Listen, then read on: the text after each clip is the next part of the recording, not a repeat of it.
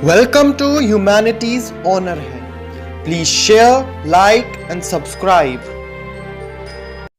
Welcome everybody. So आज हम start करने वाले हैं ज्योग्राफी का chapter number 2, the world population distribution, density and growth.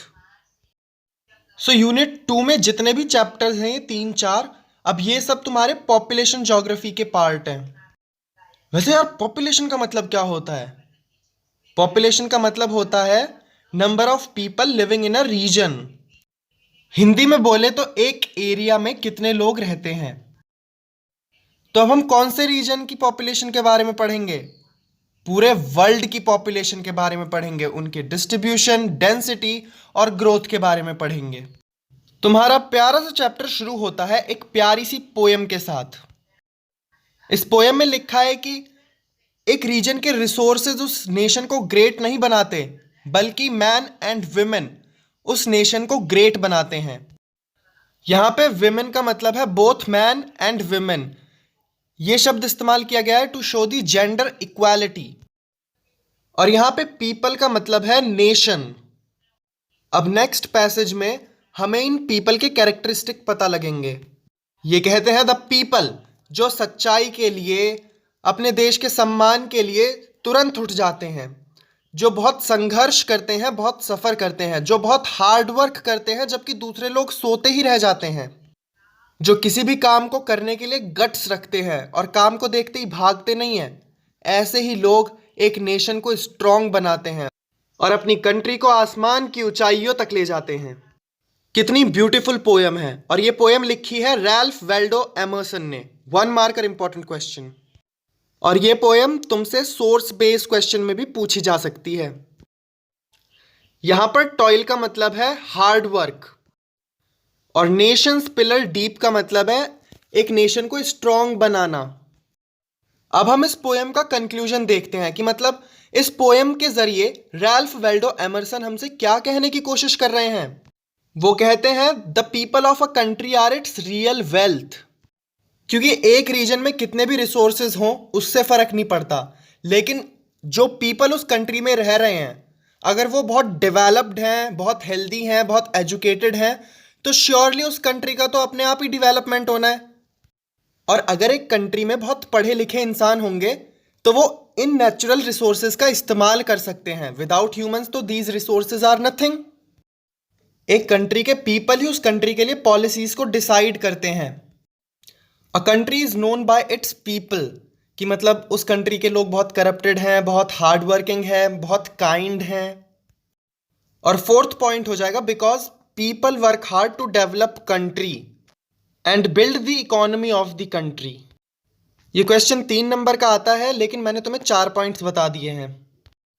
क्या तुम सबको पता है 21st सेंचुरी की बिगनिंग में हमारे वर्ल्ड की पॉपुलेशन कितनी थी? It was 6 billion. George B Cressey एक बहुत ही फनी बात कहते हैं। ये कहते हैं कि एशिया में ऐसी बहुत सारी प्लेसेस हैं जहां पे पीपल बहुत कम है, लेकिन ऐसी बहुत कम प्लेसेस भी हैं जहां पे पीपल बहुत ज़्यादा हैं। जैसे एशिया में बहुत सारे डेजर्ट्स हैं, तो डेजर्ट में पॉपुलेशन बहुत कम होती है। लेकिन अगर हम किसी ऐसे रीजन की बात करें जहां पे सॉइल बहुत फर्टाइल है, अवेलेबिलिटी ऑफ वाटर भी है और एक प्लेन एरिया है, तो ऐसे रीजन के ऊपर बहुत ज़्यादा पॉपुलेशन होती है। हम इनके स्टेटमेंट से ये कंक्लूजन निकाल सकते हैं that the population of the world is unevenly distributed. मतलब कहीं पे तो the number of people are very high और कहीं पे the number of people are very low.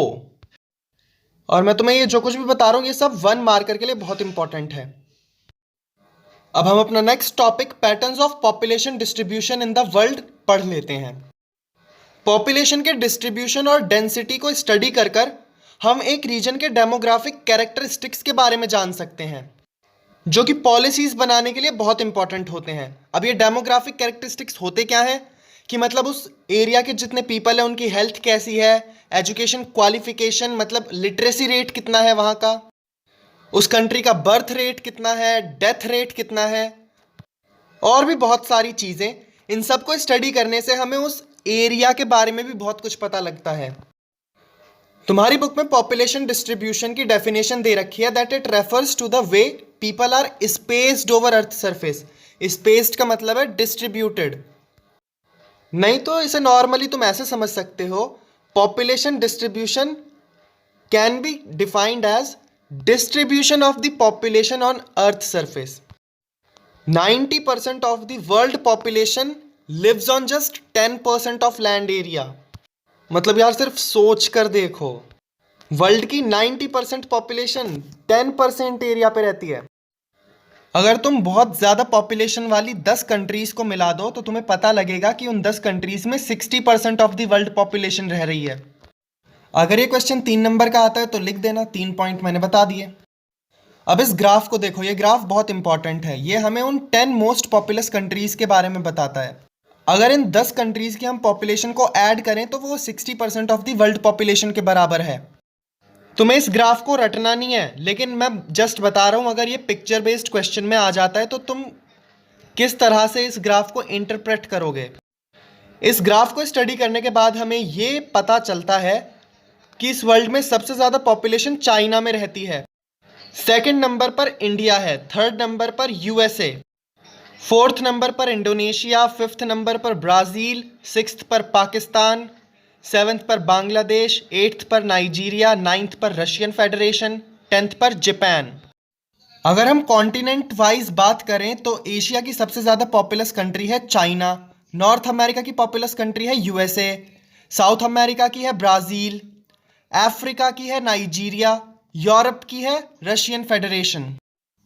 और इन 10 कंट्रीज़ में से 6 कंट्री तो एशिया को बिलोंग करती है, जैसे China, India, Indonesia, Pakistan, Bangladesh और जापान। आई होप तुम्हें ये ग्राफ अच्छे से समझ में आ गया हो। अब ये चीज़ बहुत इंपॉर्टेंट है, अफ्रीकन कॉन्टिनेंट की सबसे पॉपुलस कंट्री का नाम बताओ। नाइजीरिया। नॉर्थ अमेरिका की सबसे पॉपुलस कंट्री का नाम बताओ। United state of America. South America की सबसे ज़्यादा पॉपुलस कंट्री का नाम बताओ। ब्राज़ील। एशिया की मोस्ट पॉपुलस कंट्री का नाम बताओ। ये तो हम सब जानते हैं, चाइना। और चाइना वर्ल्ड की सबसे ज़्यादा पॉपुलस कंट्री है। The most populous country of Europe is Russian federation. The most populous country of Oceania is Australia. ये सब 1 मार्कर के लिए भी बहुत इंपॉर्टेंट है और मैप बेस्ड क्वेश्चन के लिए भी बहुत ज़्यादा इंपॉर्टेंट है। अब हम नेक्स्ट टॉपिक पढ़ते हैं, that is the density of population. Density का मतलब बताया गया है that it is the ratio between population to area. मतलब इसे सिंपली तुम ऐसे समझ लो कि population divided by area. Population की मेजरिंग यूनिट होगी पर्सन और एरिया की मेजरिंग यूनिट होगी किलोमीटर स्क्वायर। तो इसी तरीके से हमारे डेंसिटी की मेजरिंग यूनिट हो जाती है पर्सन पर स्क्वायर किलोमीटर। यहां देखो, पर्सन से पर्सन आया, ये जो डिवाइड है यहां से ये पर हो गया और किलोमीटर स्क्वायर से स्क्वायर किलोमीटर आ गया। हमने डेंसिटी को बुकिश लैंग्वेज में तो समझ लिया, लेकिन अब हम इसे प्रैक्टिकली समझते हैं। इस पॉइंट पे अभी तुम हो, ठीक है। यहां से तुम 1 किलोमीटर आगे चले जाओ, फिर इस पोजीशन से 1 किलोमीटर साइड में चले जाओ, उसके बाद 1 किलोमीटर नीचे चले जाओ और 1 किलोमीटर साइड में चले जाओ। अब इतनी मेहनत करने के बाद जो तुम्हारे पास ये एरिया आया है ये 1 स्क्वायर किलोमीटर का है। चलो हम इस एरिया की डेंसिटी निकालते हैं। सबसे पहले इस एरिया की पॉपुलेशन कितनी है? 1 2 3 4 5 6 7 और 8। तुम भी तो हो, तो इस एरिया की डेंसिटी हो जाएगी 8 पर्सन पर स्क्वायर किलोमीटर। इसका सिंपल सा मतलब है कि 1 स्क्वायर किलोमीटर के रीजन में सिर्फ और सिर्फ 8 ह्यूमंस रहते हैं। अगर हम 1 किलोमीटर की जगह पे 5 किलोमीटर का रीजन नाप ले, उसके बाद क्या होगा? फिर हमारे पास 5 किलोमीटर पर स्क्वायर का एक रीजन आएगा। और अगर हम इस एरिया की डेंसिटी निकालेंगे तो वो होगी 8 डिवाइडेड बाय 5 पर्सन पर स्क्वायर किलोमीटर, मतलब 1.3 पर्सन पर स्क्वायर किलोमीटर। देखो, इससे हमें यह पता लगता है कि 5 किलोमीटर स्क्वायर के एरिया में 8 ह्यूमंस रहते हैं। और जब हमने उसको सिंप्लीफाई करा तो हमें पता लगा कि 1 किलोमीटर स्क्वायर के एरिया में 1.3 पर्सन रहते हैं। देखो, अब डेंसिटी भी 3 तरह की होती हैं। एक होती है हाई डेंसिटी रीजन, दूसरा होता है मॉडरेट डेंसिटी रीजन और तीसरा होता है low density region. High density वाले रीजन में 1 स्क्वायर किलोमीटर में 200 पर्सन रहते हैं। डेंसिटी रीजन के एग्जाम्पल हैं north east USA, north west Europe, south Asia, south east Asia, east Asia. देखो ये जितने भी ब्लैक ब्लैक कंट्रीज है ना, यहाँ पे बहुत हाई डेंसिटी है। और ये जो मैंने तुम्हें अभी हाई डेंसिटी वाले रीजन्स के एग्जाम्पल दिए थे, उन्हें इस मैप पे लोकेट करने की कोशिश करना, ये तुम्हारा होमवर्क है। अब मॉडरेट डेंसिटी वाले रीजन वो होते हैं जहां पे 11 to 15 पर्सन पर स्क्वायर किलोमीटर के रीजन में हमें मिल जाते हैं। और इन रीजन के एग्जाम्पल होंगे western China, southern India, Norway, Sweden. ये जो तुम्हें नॉर्दर्न ग्रे रीजन दिख रहा है, ये वेस्टर्न चाइना है। बाकी ये सदर्न इंडिया और ये स्वीडन और डेनमार्क जैसी कंट्रीज है जो कि मॉडरेटली पॉपुलेटेड है। और लास्ट है लो डेंसिटी। यहां पर 1 स्क्वायर किलोमीटर के एरिया में लेस देन 1 पर्सन मिलते हैं हमें।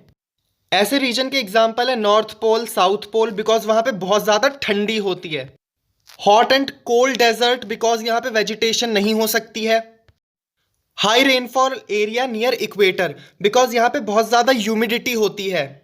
और जो लैंड होता है वो भी दलदल टाइप होता है, मतलब मार्शी लैंड।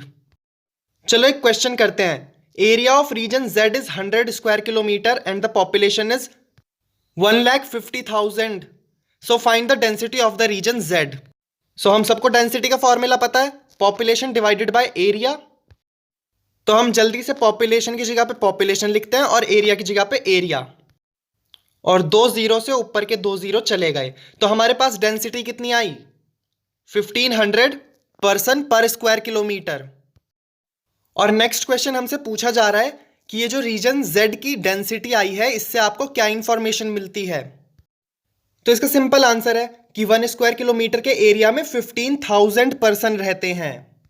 या फिर हम ये भी लिख सकते हैं that the region Z has high density.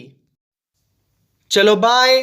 Comment करके जरूर बताना वीडियो कैसी लगी, और जितना मैंने पढ़ाया है उसे एनसीईआरटी से जरूर पढ़ लेना। तब तक के लिए कीप हेल्दी, स्टे फिट और पढ़ते रहो। अब मिलेंगे नेक्स्ट एपिसोड में।